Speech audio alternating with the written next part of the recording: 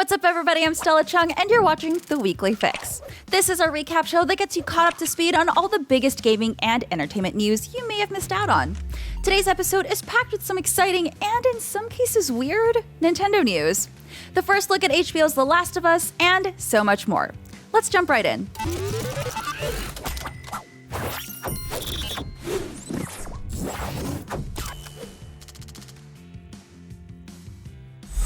We all knew it was coming, but that didn't stop us from screaming in absolute joy during yesterday's Nintendo Direct when Nintendo 64 games were confirmed for an October release on Nintendo's online service. Yes, soon enough you'll be able to revisit late 1990s classics like Ocarina of Time, Super Mario 64, Star Fox 64, and a whole bunch of other N64 classics when the service launches. Nintendo also teased even more games coming to the system later, like Majora's Mask, but completely left out the games that will be coming much later, which, if the Super NES service is any indication, will be bad and forgettable. Playing N64 games properly begs for the use of the old Bowser Claw controller, and Nintendo also announced a Bluetooth N64 controller coming with the service for $49.99, along with a 3-button Sega Genesis controller to play the surprise Sega Genesis games, also announced. 3 buttons! So close to Nintendo, so very close. Subscribing to the new Nintendo Online tier to get at these games will cost more than the $20 a year currently charged for NES and Super NES games. But look, I'm going to be honest here. I will spend the money because I am financially illiterate. While old games pretty much dominated everyone's headspace during the Direct, the event closed with our first look at Bayonetta 3. Remember Bayonetta 2? Well, this is one more than that. As someone who enjoyed Bayonetta 2 a whole lot, I was personally quite excited to see Bayonetta 3 finally appearing in a Nintendo Direct as more than just a footnote. We saw a big old demon kaiju besting military forces before Bayonetta shows up and did all kinds of awesome Bayonetta stuff to drive the beast back to hell. What we didn't get was a firm release date, but there's still plenty of time to remain utterly silent about the game like they did last time. The Direct was over 40 minutes long, so we also got Monster Hunter DLC news, a new open-world Kirby game where the post-apocalypse has never been so adorable, Triangle Strategy, confirmation of the Castlevania Advance Collection, a newly remastered ActRaiser, Chocobo Racing, and the world's most unbelievable movie casting news, which you can see on the Entertainment Fix. I recommend you check it out because all the memes are somehow less absurd than the casting choices themselves. We also got another look at Metroid Dread, which is delightfully close, and I cannot wait to see it. It might have spoiled some stuff, so don't watch it if you don't want Metroid Dread spoiled, but if you don't care, check it out because it looks awesome. Proving that actors are just like the rest of us, Jason Kelly, who portrays Colt Vaughn in Bethesda's Deathloop, hasn't played the game he's starring in because he can't find a PS5. Kelly, who goes by JasonKelly_JK on Twitter, tweeted out a video expressing his excitement for the game, but he also admitted that he doesn't have a copy of the game, nor does he have a PS5 to play on. What's up, Deathloopers? I'm Jason. I'm the voice behind Colt. I cannot wait for you guys to get your hands on this video game and play it this week. September 14th, Deathloop drops. Go out and get yourself a copy. If anybody can get me a copy and a PlayStation 5, I would appreciate it. Enjoy the game, y'all. Hashtag Team Colt. Hashtag Team Juliana. Yeah. Go get Deathloop. Enjoy the game, guys. Enter Pete Hines, executive at Bethesda, who responded saying that he can probably help find a console for him to play the game on. Kelly hasn't officially posted about receiving a PS5 yet, but his recent tweets suggest that he's going to start playing real soon. Honestly, I'd love to watch him stream and do a commentary as Colt while playing, especially when a Juliana raids his loot. And honestly, I kind of want to see what kind of trinkets he takes into each day. How are you playing Deathloop? Stealth or guns blazing? I definitely went into each loop pretty loud, so no stealth for me. But let us know in the comments. Guerrilla Games community lead Bo DeVries, whose company is making Horizon Forbidden West, posted to the PlayStation blog recently. The post went over a few changes coming to Aloy and specifically on how the gear provides her with new skills. DeVries said, quote, Horizon Forbidden West will have a range of outfits for Aloy to benefit from, similar to and perhaps familiar from the first game. Outfits allow for protection against a variety of dangers that Aloy encounters and can be purchased from merchants or found in the world. A new addition to the system is that outfits in Horizon Forbidden West have skills attached to them, so players can boost their abilities in different ways. Maximizing these skills happens through a new and improved skill tree, something we will tell you more about some other time. However, if you're concerned the game won't look or play great on the PS4, DeVries had this to say. Quote, "We actually developed and tested the game simultaneously on both PlayStation 4 and PlayStation 5, because it's very important to us as a studio to ensure PlayStation 4 players get an equally immersive experience." Hopefully that should calm any doubts that the overall experience on the PS4 version will be compromised in some way, but of course, don't expect the same level of detail as the next-gen version. PlayStation Plus games for October are finally here. Announced via PlayStation.blog, PS5's Hell Let Loose and PS4's PGA Tour 2K21 and Mortal Kombat X are the PS Plus games for this month. All three of these games will be available from October 5th to November 1st for all PlayStation Plus subscribers. Hell Let Loose is a World War II-inspired multiplayer game that was first released on PC in July 2021 after being in early access since 2019.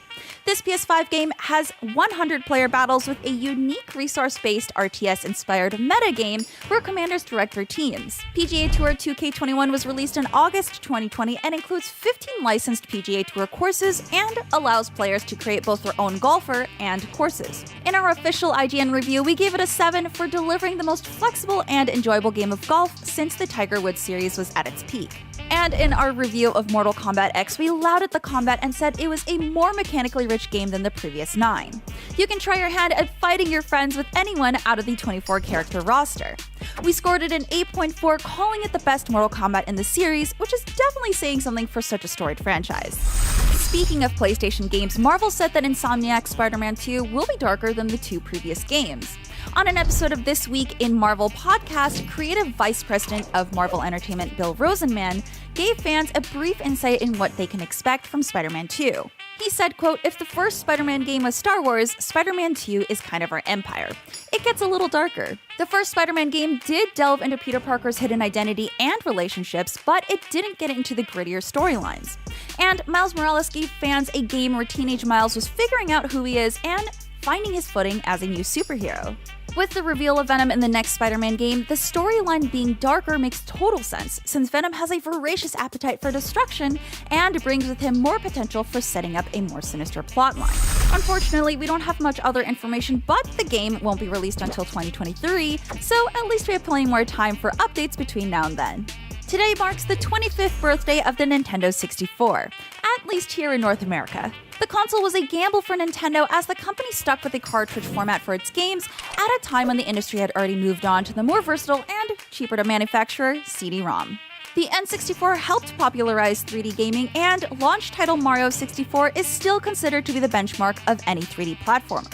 The console's 4 controller ports also brought multiplayer gaming to living rooms everywhere, with titles like GoldenEye 007, Mario Kart 64, and more supporting 4 players at once. The legacy of the N64 lives on, with Nintendo recently announcing several N64-era games coming to the Switch as part of the Switch Online subscription plan. And you'll be able to get your hands on an official N64 Bluetooth controller for the Switch later this year. And that's not the only birthday we're celebrating today. IGN officially turns 25. The world's biggest gaming site and employer of yours truly launched as part of the Imagine Games Network, IGN, get it? Now you know what it finally stands for, way back in 1996, and has seen a lot of changes over the years. From IGN64.com to IGN the magazine, and even a brief foray into esports, remember IGN Pro League? IGN has always been at the forefront of games as the industry has evolved. But what hasn't changed is our love for all things entertainment. I won't bore you with a history lesson on the company, but let's take a quick trip down memory lane with this clip from IGN's 2009 holiday gift guide that actually aired on TV. Welcome to IGN. We get paid to play games here. Please, you don't have nearly as many hardcore action games. Yeah, what about blasting zombies or blowing up aliens? I can shoot zombies and aliens too. Wouldn't you rather just take them bowling? This is Game Break, IGN's ultimate holiday video game gift guide. 2009. I can't believe that was 12 years ago. Which games are you going to pick up from PlayStation Plus this month? And did you have a favorite game on the N64? Let us know in the comments.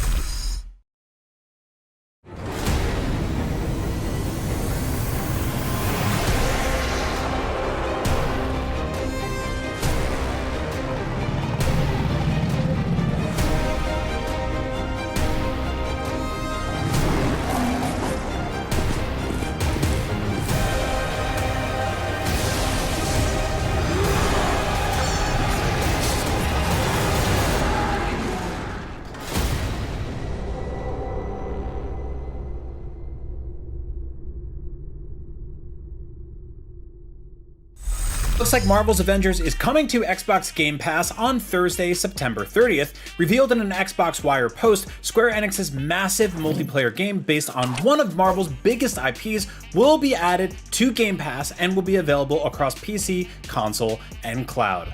The Xbox Game Pass version will be a complete package of all of Marvel's Avengers content so far, including Kate Bishop, Hawkeye, and the brand new Black Panther War for Wakanda expansion. One thing it won't include, however, is the upcoming planned Spider-Man DLC content. That's because Spidey will be exclusive to PlayStation consoles. Marvel's Avengers comes to Xbox Game Pass just over a year after it launched, with mixed reviews, and the game has frequently struggled to maintain an audience since then, with concurrent players on Steam often dropping to as low as around 500 players total. However, Square Enix saw lots of success when the company put the 2021 action game Outriders on Game Pass earlier this year, so maybe new players will connect with Marvel's Avengers now that it will be included in a service that people already pay for rather than a standalone game purchase. Honestly, if that doesn't work, I don't really know what to say about this game, because if you can't make a big hit game out of one of the biggest movie franchise tie-ins of all time, I know it's not based on the films, but still, like, Avengers is huge. If you can't sell a video game based on the Avengers, just the idea of the Avengers, I don't know, do something else. Speaking of Xbox, the monthly Games with Gold lineup has been announced for October. Those games include Arrow, a music-based game that has players racing through stunning environments, tracing ribbons of light, and fighting epic boss battles. There's also Hover, a futuristic 3D open-world game where players take control of a group of young rebels known as the Gamers to fight against oppressive societal laws. The Gamers, huh?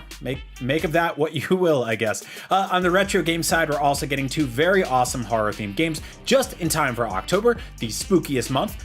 First up is Castlevania Harmony of Despair, a co-op 2D Castlevania game that had a super dedicated audience, including me, when it first launched on the Xbox 360 11 years ago. What? And finally, Resident Evil Code Veronica comes to Games with Gold. If you can push past the archaic tank controls, you're in for a very fun and weird Resident Evil game. Also, it seems like Resident Evil 4 is cutting Code Veronica in line over at the Capcom Resident Evil Remake Factory, which already gave us RE2 and RE3 over the last few years. So you can probably play Code Veronica now, since it won't be getting a fresh new coat of paint anytime soon.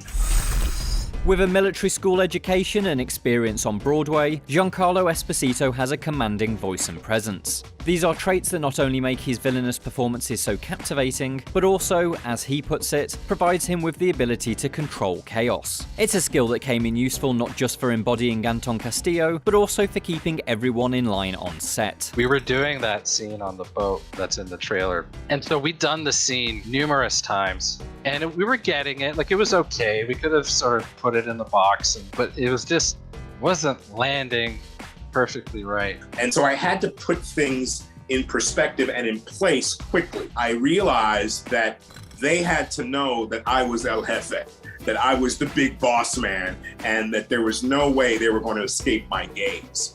He saw that the energy was dipping. He saw that because we were surrounded by a mocap stage with plushy thing, like balls and things like that, that everyone had sort of wasn't feeling it. And then he just flipped on a switch where it was like, I'm Anton, and I'm gonna kill all of you. And it bellowed through the entire stage. And everyone just went, like, crouched. And then he stepped down, and he was the calm, playful, charming Anton. And it was absolutely the take that you see in the game right now. What I like to say is to take control of the chaos on the set and allow them to know that I'm here and this is the way it's gonna go. So it was kind of a joke, I'll kill you all, man. But yet, underneath it was the real through line of Anton. I was acting. Or was I?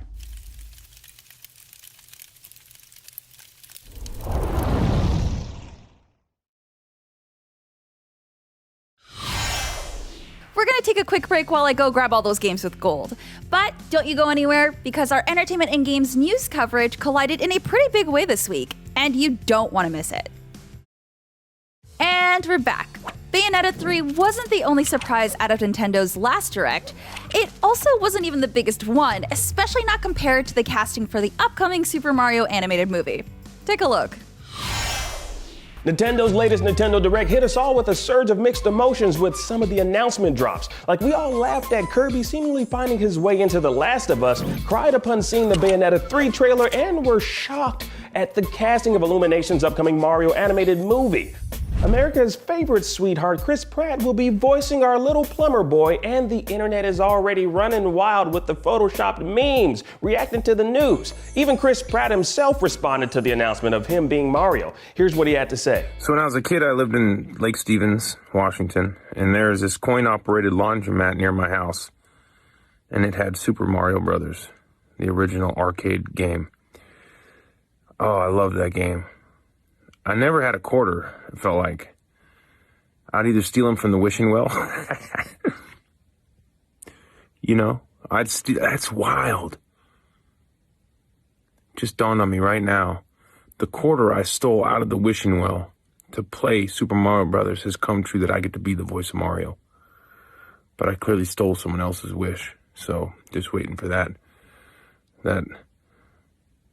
row of karma dominoes to come crashing down on me, but as it is right now, it's a Mario. That's not the voice. You'll have to wait to hear the voice, but we've been working hard at it, and I'm really excited to announce that I'm going to be the voice of that video game that I dreamed about playing as a kid. Dreams come true.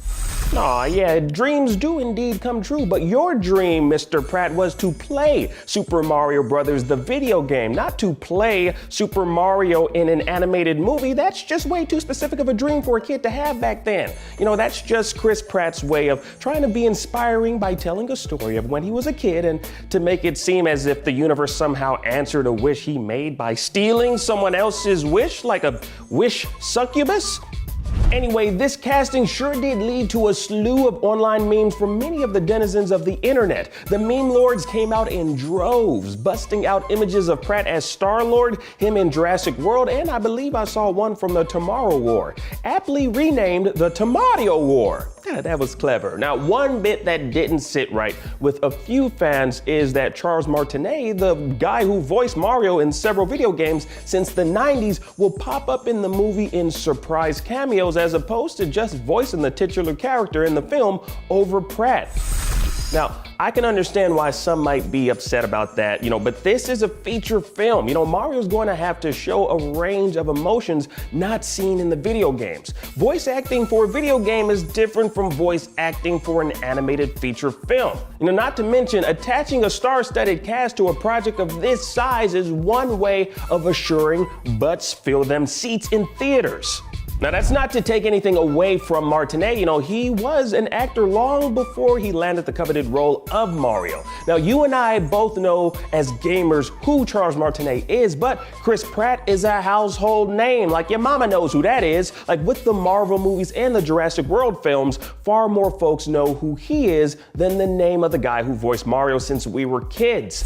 While Chris Pratt as Mario is, I'm not gonna lie, it's a bit of an interesting one to say the least. We'll have to wait and see how he's going to pull off voicing one of the most iconic video game characters in history. Hopefully he's as cool as Miyamoto-san thinks he is. Now, rounding out the cast is Anya Taylor-Joy as Peach, Charlie Day as Luigi, Jack Black as Bowser, Keegan-Michael Key as Toad, Fred Armisen as Cranky Kong, and Seth Rogen as Donkey Kong.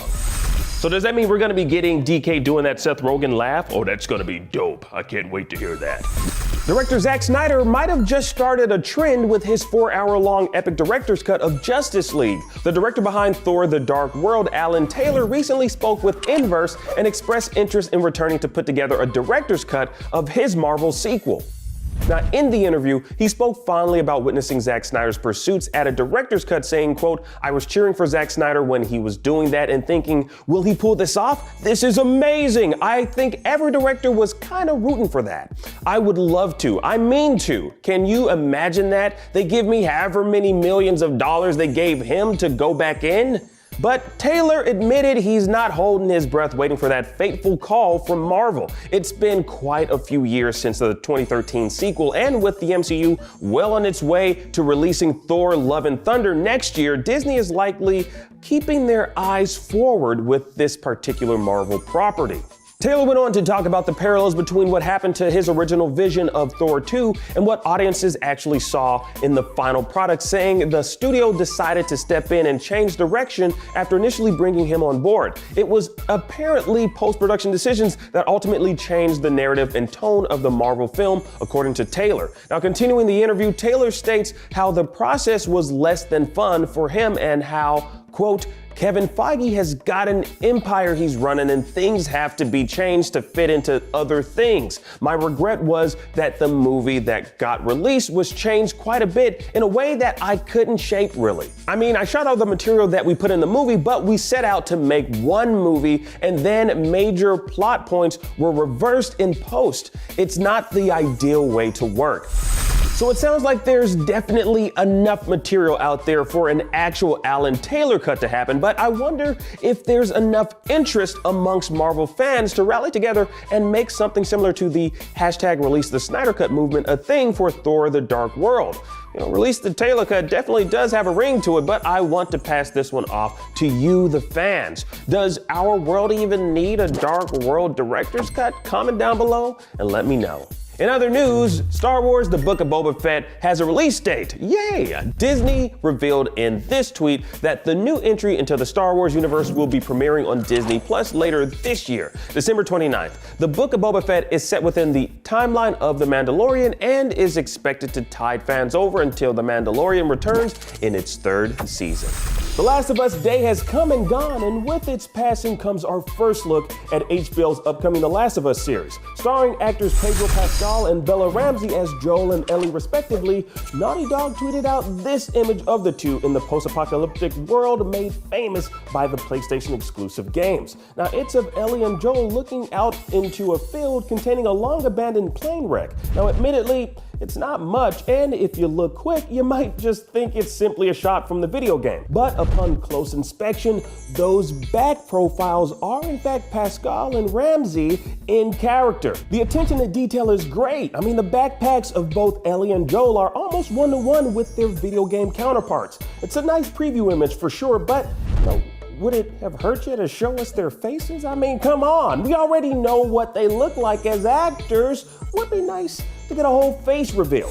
But you know what, regardless, it was a great way to show fans that production is well on its way with the Last of Us series, with the first season confirmed to be adapting the first in Naughty Dog's franchise. We don't have a release window just yet for the series, but you can look forward to HBO's The Last of Us consisting of 10 episodes. Now we'll keep you posted as more news drops on the series. In other news, we got a premiere date for Demon Slayer Season 2, finally! Now hitting us with the Entertainment District arc, Season 2 of Demon Slayer Kimetsu no Yaiba is set to premiere this year on December 5th. While we wait to rejoin Tanjiro, Nezuko, Zenitsu, and Inosuke on their demon-killing adventures, we can relive the Mugen Train arc, now in episodic form, starting October 10th. Now the Mugen Train arc will be a 7-episode adaptation of the Demon Slayer movie that will include an original episode, 70 new scenes, new music tracks, new open and ending animation, episode previews, and new theme songs.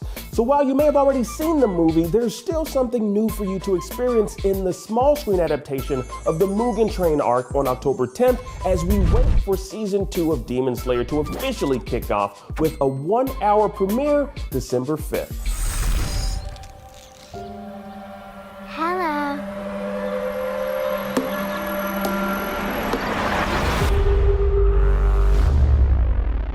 Brings the total missing in West Pine to 5, all within 36 hours. Who are you? You must never tell a soul. Deep in the woods stands a lone door. My colony and all of our practices exist entirely to protect the world from the awful things beyond that door. They worry that the wrong person could learn about this door and let all those awful things go free. Carrie, what's behind the door? Nightmares. Your worst nightmares.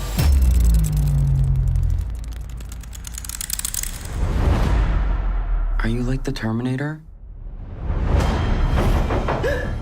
Have you seen this girl? I've never seen her. Tasha, this particular girl is a cold soul killer. You sure she's not around the corner in your kitchen or in your bedroom?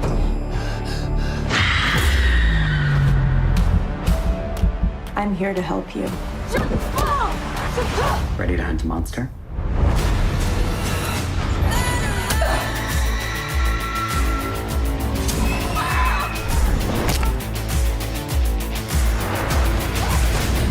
This is so metal.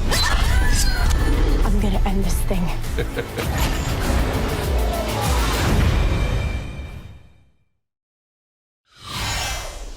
I'm Stella Chung, and that was your weekly fix.